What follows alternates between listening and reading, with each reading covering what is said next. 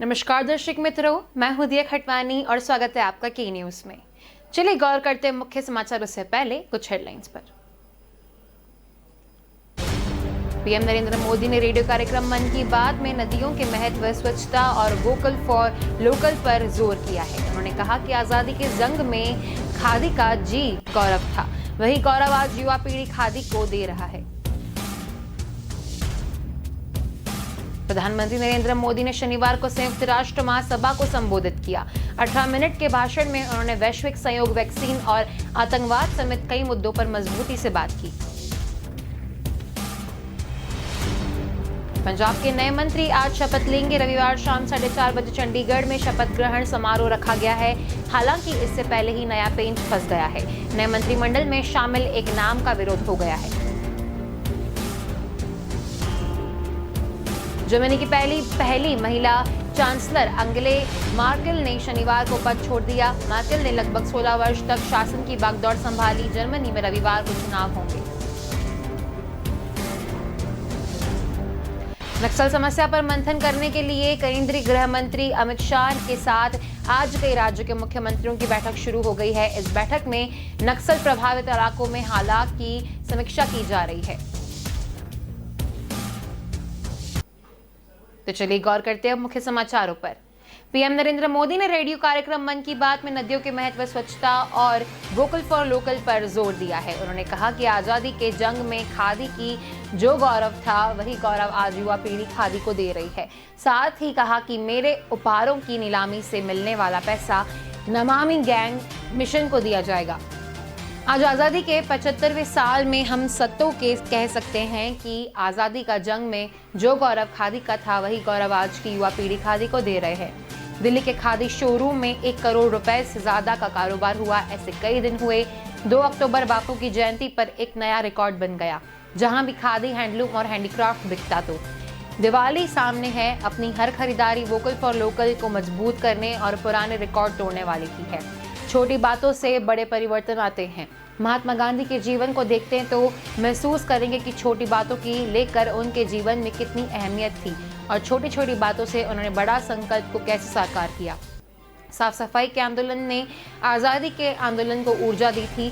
गांधी ने ही स्वच्छता को जन आंदोलन बनाने का काम किया था। स्वच्छता को स्वाधीनता के सपने के साथ जोड़ दिया था। इतने दशकों बाद स्वच्छता आंदोलन ने देश को नए सपने देखने का मौका दिया है। स्वच्छता कार्यक्रम बस नहीं, पीढ़ी दर पीढ़ी संस्कार की जिम्मेदारी है। पीढ़ियों से जब यह आंदोलन चलाता है तो समाज में स्वच्छता का स्वभाव बनता है। ये एक सरकार और दूसरी सरकार का विषय नहीं है। इसे अविरत, बिना रुके थके और श्रद्धा के साथ जुड़कर चलाना है। स्वच्छता पूज्य बापू को इस देश की बहुपति बड़ी श्रद्धांजलि है। ये श्रद्धांजलि हर बार लगातार देते रहेंगे।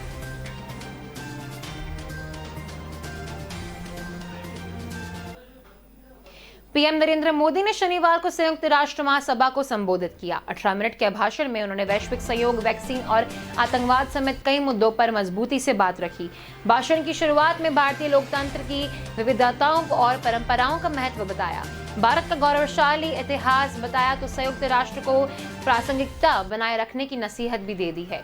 पीएम ने भारत के 3 बड़े महापुरुषों का नाम लिया। उनकी बातों के जरिए संयुक्त राष्ट्र को अपनी प्रभावशीलता बनाए रखने की नसीहत भी दी।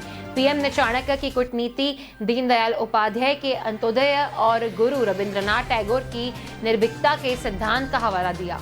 मोदी ने जनसंघ के संस्थापक पंडित दीनदयाल उपाध्याय के एकात्म, मानववाद और अयोध्या का जिक्र किया। कहा, मैं अपने अनुभव से कह रहा हूं कि यह डेमोक्रेसी कैन डिलीवर, यानी लोकतंत्र ही नतीजे दे सकता है। उपाध्याय कह सकते हैं कि एक था मानववाद, यह पूरी मानवता का विचार है। अयोध्या का विचार है विकास सर्वमेशी और स्वर्णव्यापी हो रहा, सर्व उपलब्ध हो। प्रधानमंत्री ने संयुक्त राष्ट्र की प्रासंगिकता और प्रभावशीलता को बनाए रखने के लिए भारत के महान कूटनीतिज्ञ आचार्य चाणक्य की सीख दी। कहा, आचार्य चाणक्य के सदस्यों पहले कहा था, कालात्रिकम कहल एवं फलंतिमिति, यानी जब सही समय पर सही काम नहीं किया जाता तो समय ही उस सही कार्य को सफलता में समाप्त कर देता है। प्रधानमंत्री ने संबोधन के आखिर में कहा, मैं नोबेल पुरस्कार विजेता गुरुदेव रविंद्रनाथ टैगोर की बात के साथ भाषण को विराम देना चाहूंगा। उन्होंने कहा था, सब दुर्बल अपने शुभ पथ पर निर्भीक होकर बढ़ें, सभी दुर्बलताएं और शंकाएं समाप्त हो जाएंगी। यह संदेश यूएन के लिए जितना प्रासंगिक है उतना ही हर जिम्मेदार देश के लिए भी प्रासंगिक हो। हमारा साझा प्रयास विश्व में शांति बढ़ाएगा, विश्व को स्वस्थ और समृद्ध बनाएगा।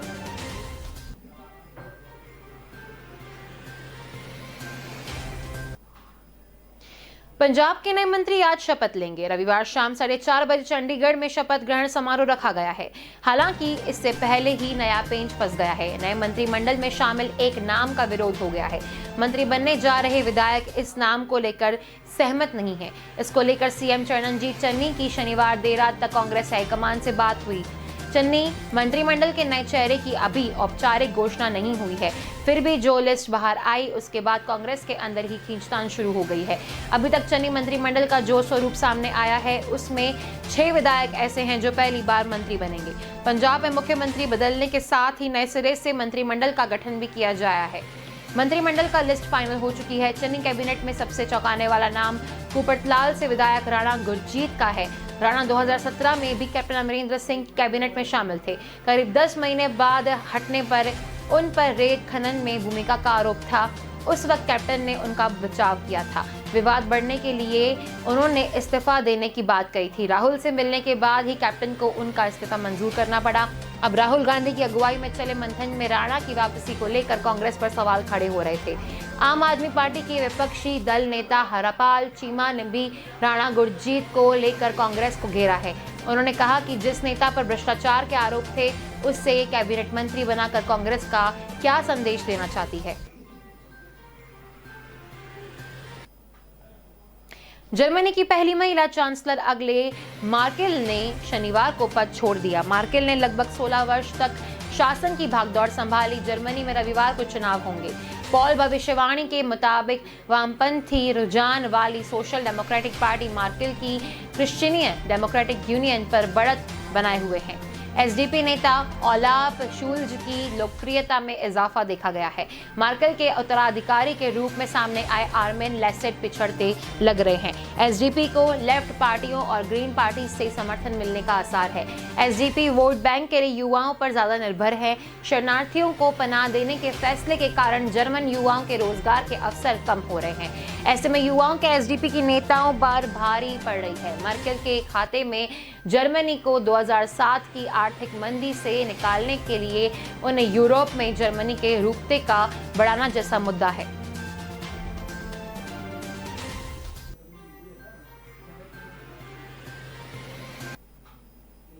नक्सल समस्या पर मंथन करने के लिए केंद्रीय गृह मंत्री अमित शाह के साथ आज कई राज्यों के मुख्यमंत्री की बैठक शुरू हो गई है। इस बैठक में नक्सल प्रभावी इलाकों में हालात की समीक्षा की जा रही है। वहीं इन सब के बीच बड़ी खबर आ रही है कि नक्सल प्रभावी राज्यों में से एक छत्तीसगढ़ के मुख्यमंत्री भूपेश बघेल इस बैठक में शामिल होने के लिए नहीं पहुंचे हैं। वहीं इससे पहले अधिकारियों ने बताया कि गृह मंत्री शाह इस बैठक में नक्सलवाद की समस्या से प्रभावित 10 राज्यों के मुख्यमंत्रियों के साथ उनके राज्यों में सुरक्षा की स्थिति पर चर्चा करेंगे। इसके साथ ही वह वर्तमान के नक्सलियों के खिलाफ चलाए जा रहे थे अभियानों की समीक्षा भी करेंगे। साथ ही उम्मीद जताई जा रही है कि शाह नक्सल प्रभावी इलाकों में सड़क, पुल, स्कूल और स्वास्थ्य केंद्रों की निर्माण जैसे विकास कार्यों की समीक्षा भी करेंगे। मंत्रालय के आंकड़ों के मुताबिक देश के माओवादी हिंसा कम हुई है और अब यह खतरा केवल 45 जिलों में है। फिर भी देश में कुल 90 जिले ऐसे हैं जिन्हें नक्सलवाद से प्रभावित माना गया है। ये के जिले केंद्रीय गृह मंत्रालय की सुरक्षा संबंधी व्यय योजना के अंतर्गत आते हैं। आंकड़ों के अनुसार 2019 में 61 जिलों में नक्सली हिंसा दर्ज की गई थी तो साल 2020 में यह संख्या 45 रह गई थी। गृह मंत्रालय के आंकड़ों के अनुसार साल 2015 से साल 2020 तक नक्सल प्रभावित क्षेत्रों में हुई हिंसा की विभिन्न घटनाओं में लगभग 380 सुरक्षाकर्मी, 1000 नागरिक और 900 नक्सली मारे गए। इसके साथ ही इसी अवधि में कुल 42,000 नक्सलियों ने आत्मसमर्पण किया था।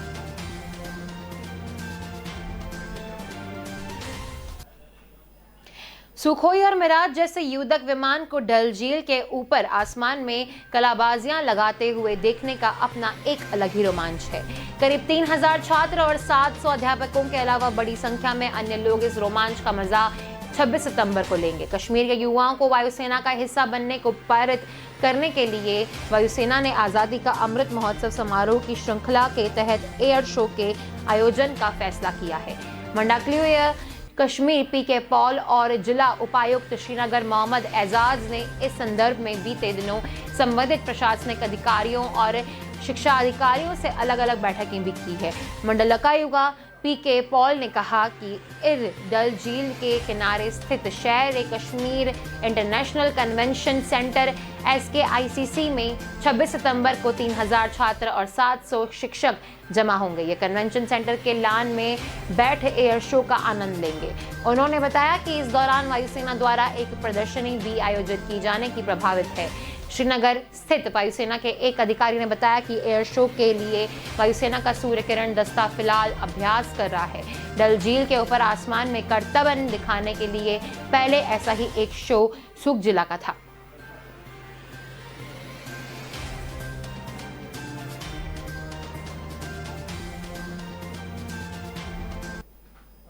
पंजाब में सरकार को लेकर मची उठापटक के कारण कैप्टन अमरिंदर सिंह को अपमानित होकर इस्तीफा देना पड़ा। इसके साथ कैप्टन का जुदा से अंदाज में नजर आया।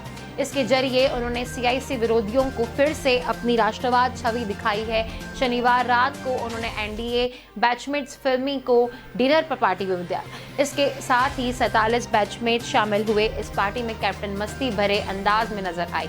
वह पुराने गीत भी गुनगुनाते दिखे। कैप्टन अमरिंदर सिंह ने डिस डिनर पार्टी में 23वें व 24वें बैच के NDA बैचमेट्स कपल को बुलाया था। यह पार्टी कैप्टन ने मोहाली स्थित मोहिंदर बाग फार्म हाउस में रखी। कैप्टन की डिनर पार्टी में देश के प्रमुख मिलिट्री एक्सपर्ट को और भारतीय डिफेंस इंटेलिजेंस एजेंसी के पहले चीफ सेवा मुक्त लेफ्टिनेंट जनरल कमल डावर भी शामिल हुए। उन्होंने कैप्टन को securing इंडेंस rise a vision for the future किताब भी गिफ्ट की थी। खास बात यह रही कि इस मौके को पूरी तरह सैन्य माहौल में ढालने के लिए कैप्टन ने एक ही तरह की जैकेट का भी प्रबंध किया, जिस पर उनके सभियों ने नाम में बैच लिखे हुए थे। कैप्टन अमरिंदर सिंह भारतीय सेना और राष्ट्रीय सुरक्षा के नाम पर हमेशा आक्रामक रहे। जब भी इन पर बात आई तो वे हमेशा केंद्र सरकार के साथ खड़े रहे। इसके लिए कैप्टन ने पार्टी लाइन तोड़ने से भी गुजर नहीं किया। कई बार उनके बयान राहुल गांधी के उल्टे नजर आए। सेना ने रिटायर्ड कैप्टन ने भी इसकी परवाह नहीं की। तो चलिए वक्त तो चला एक छोटे से ब्रेक का। जल्द मिलेंगे इस ब्रेक के बाद। अच्छा कर रहा है ना? हाँ ठीक है। फास्ट बॉलर बन जाएगा ना? मैडम इसका रनअप इतना छोटा है ना, फास्ट बॉलर बनना बहुत मुश्किल है। जो बोले तू रफ्तार नहीं पकड़ पाएगा सर, उसको पलट दे। तेरा नन्हा सा रनअप बीच में आएगा। जिसने भी कहा है तूने गलत रास्ता चुना है, तेरा हंसता हुआ चेहरा मुन्ना तेरी खुद की किल्ली उड़ाएगा। तू किसे डराएगा? जा एक यॉर्कर में सबकी पकड़ पलट दे।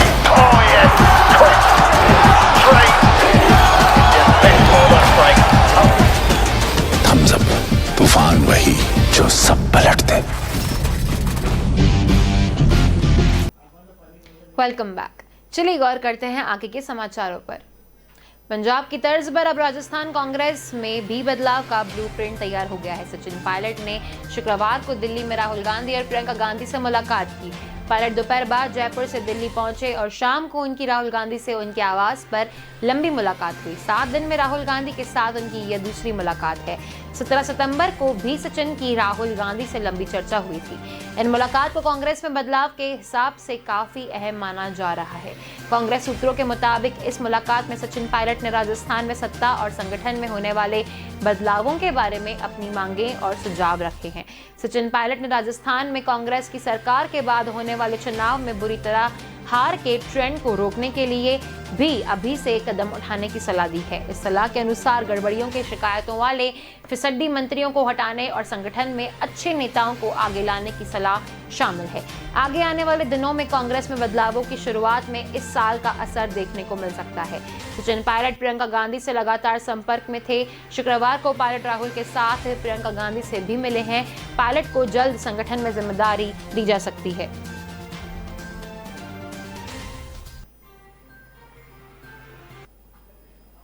बिहार के बक्सर जिले के रहने वाले चुनावी रणनीतिकार प्रशांत किशोर का नाम हाल ही में पश्चिम बंगाल के भवानीपुर की मतदाता सूची में जोड़ा है। चुनाव आयोग की वेबसाइट के अनुसार प्रशांत किशोर 159 विधानसभा सीट भवानीपुर के मतदाता हैं। प्रदेश भाजपा के शनिवार को कहा है पश्चिम बंगाल के हालिया चुनाव में ममता बनर्जी के नेतृत्व वाली पार्टी के चुनाव सलाहकार रहे प्रशांत किशोर को भवानीपुर निर्वाचन क्षेत्र में मतदाता के रूप में नामांकित होने के कारण उन्हें बेरोजगार कहा जाता है। भाजपा मीडिया प्रकोष्ठ के प्रभारी संपृष्टि चौधरी ने बंगाली में ट्वीट किया, आखिरकार प्रशांत किशोर भवानीपुर के मतदाता बन गए, इसलिए हमें यकीन नहीं हो कि बंगाल की बेटी अब बहरगा तो मतदाता के पक्ष में है या नहीं।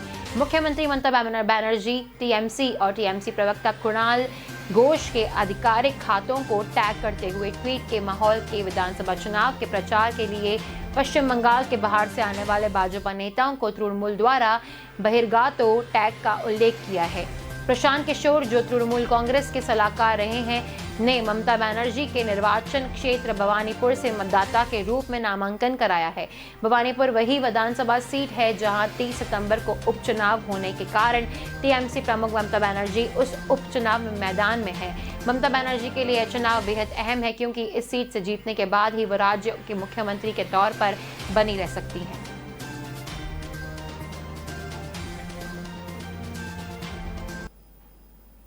केंद्र कृषि कानूनों के खिलाफ अपने आंदोलन को और मजबूत करने के लिए कल यानी सोमवार 27 सितंबर को किसान संगठनों के भारत में बंद ऐलान किया है। संयुक्त किसान मोर्चा के नेतृत्व के तहत 40 किसान संगठनों ने 27 सितंबर को भारत बंद के लोगों से अपील की है।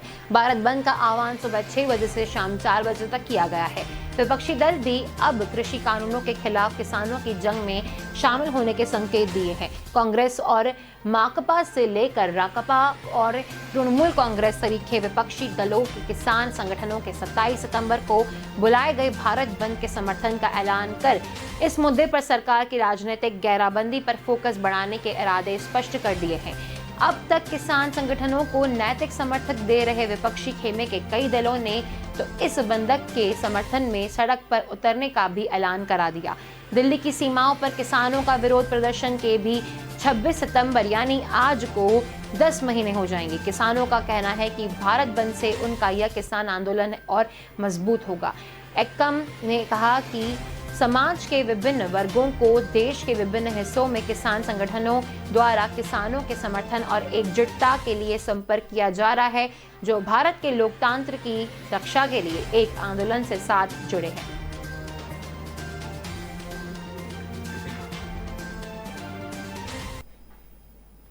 आयकर विभाग ने गुजरात के एक प्रमुख हीरा कारोबारी के 23 ठिकानों का सर्वे किया। विभाग को समूह के करोड़ों रुपए की बिना हिसाब वाली आय का पता चला है। समूह के रियल एस्टेट कारोबार में 80 करोड़ व टाइल्स के कारोबार में 81 करोड़ रुपए के बिना हिसाब वाली आय की प्रारंभिक जानकारी सामने आई। विभाग ने 0.95 करोड़ के गहने जब्त किए और 10.98 करोड़ रुपए के 59,000 कैरेटी बेहिसाबी हीरे का पता लगाया है। कई लाकरों की जानकारी भी सामने आई जिनके इस्तेमाल पर रोक लगा दी गई है। वित्त मंत्रालय की तरफ से जारी बयान के अनुसार आयकर विभाग ने 22 सितंबर को जिन ठिकानों का सर्वे किया वे गुजरात की सूरत, नवसारी, मोरबी, वांकानेर व महाराष्ट्र के मुंबई में स्थित हैं। इस दौरान उसे बिना हिसाब वाले लेन देन की काफी सूचनाएं हाथ लगी हैं। उनसे संबंधित डाटा सूरत, नवसारी व मुंबई में समूह के विश्वसनीय कर्मचारियों के पास गोपनीय तरीके से रखे गए हैं। इनमें समूह के बिना हिसाब वाली खरीद बिक्री, खरीद के लिए बदले नकदी के समायोजन व इन बेहिसाबी आय का संपत्तियों के खरीद में निवेश आदि का ब्यौरा शामिल है।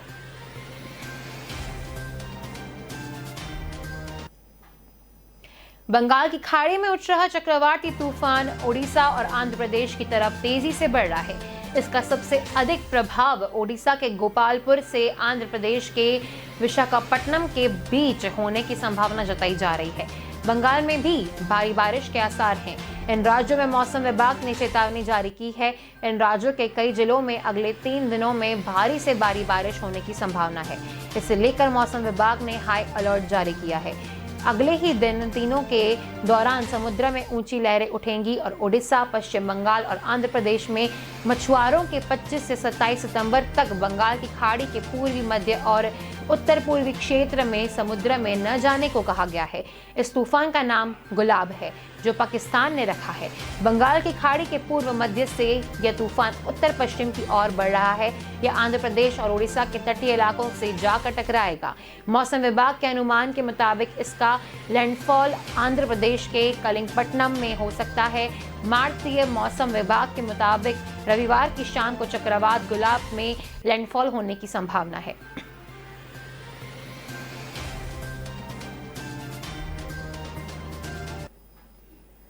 कोरोना की तीसरी लहर की आशंका के बीच लगातार दूसरे दिन कोरोना संक्रमण के मामले 30,000 से कम आए हैं। स्वास्थ्य मंत्रालय के अनुसार रविवार को बीते 24 घंटे में कोरोना वायरस के 28,326 नए मामले सामने आए, जबकि 260 लोगों की मौत हुई। वहीं 26,032 संक्रमित मरीज ठीक होकर घर लौट गए, जबकि सक्रिय मरीजों की संख्या 3,03,476 पहुंच गई है। देश में कुल मृतकों की संख्या की बात करें तो यह 4,46,918 हो गई है और अब तक कुल स्वस्थ मरीजों की संख्या 3,29,02,351 हो गई है। केरल में कोरोना संक्रमण से राहत मिलती दिखाई दे रही नहीं है। इस बीच रविवार को राज्य में पिछले 24 घंटे में 16,671 नए मामले सामने आए, जबकि इस खतरनाक बीमारी से 120 लोगों की जान चली गई। बता दें कि कोरोना संक्रमण के मामले में केरल सबसे अधिक प्रभावित राज्यों में से एक रहा है। देश भर से दर्ज हो रहे कुल मामलों का लगभग 60% हिस्सा केरल में सामने रहा है। भारत में कोरोना के खिलाफ वैक्सीनेशन अभियान लगातार जारी है।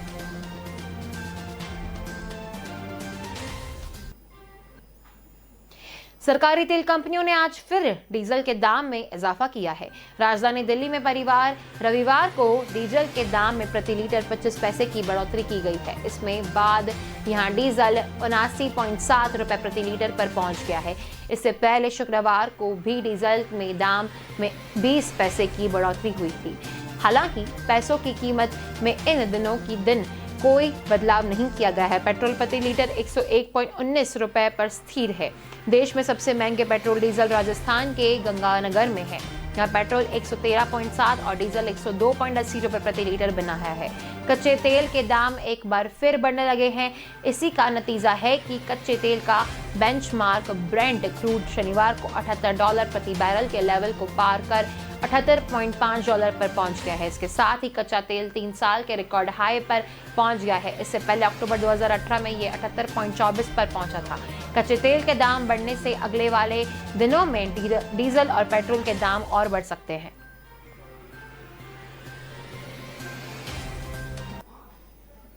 अफगानिस्तान में पाकिस्तान की भूमिका किसी में छपी नहीं रही है। तालिबान को मदद पहुंचाने से लेकर अफगानिस्तान की नई सरकार के हक्कानी नेटवर्क की वकालत करने तक पाकिस्तान पूरी तरह से सक्रिय रहा है।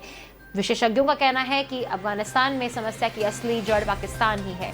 European foundation for south Asian studies में विशेषज्ञों के अनुसार तालिबान के पक्ष में पाकिस्तान की दिलचस्पी दुनिया से छिपी नहीं है।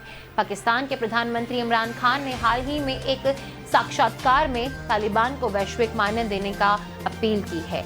वहीं पाकिस्तान विदेश मंत्री शाह महमूद कुरैशी संयुक्त राष्ट्र महासभा में तालिबान राज को मान्यता देने की वकालत कर रहे हैं। इस बीच चीन ने तालिबान के खिलाफ प्रतिबंध हटाने का आह्वान किया। उसने अमेरिका से अनुरोध किया कि वह युद्धग्रस्त देश के रोके गए विदेशी मुद्रा भंडार को समूह पर राजनीतिक दबाव बनाने के लिए इस्तेमाल नहीं करेंगे। EFFC थिंक टैंक का कहना है कि पाकिस्तान कट्टरपंथी विचारधारा में गहराई से निवेश कर रहा है। यह कोई आश्चर्य की बात नहीं होगी कि पाकिस्तान परमाणु हथियार कट्टरपंथी इस्लामावादियों के हाथों नहीं पहुंचे।